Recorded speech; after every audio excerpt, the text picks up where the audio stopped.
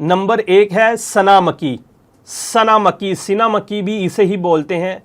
तो ये सना मक्की आप सखरी मिले, मक्की मिले, आप इसको ले लें, पंसार स्टोर से ले लें। इसके अंदर से तिनके निकाल लेने, सिर्फ पत्ते यूज़ करने हैं।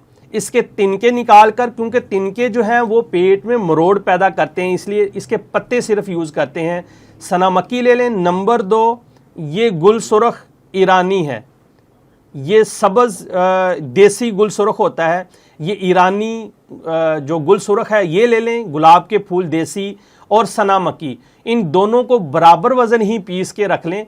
सुबह शाम खाने के 1 घंटा बाद नीम गर्म पानी के साथ आप 1 चमचा चाय वाला भर के इस्तेमाल करें, तो इंशाल्लाह आपको जो कॉन्स्टिपेशन है, इंशाल्लाह पहली ही खुराक के बाद आपका पेट ऐसे साफ होगा जैसे तूफान की तरह कोई चीज़ पेट से निकल रही है, और आप इंशाल्लाह बिल्कुल अपने आप को हल्का महसूस करेंगे और पेट भी आपका पीछे चला जाएगा।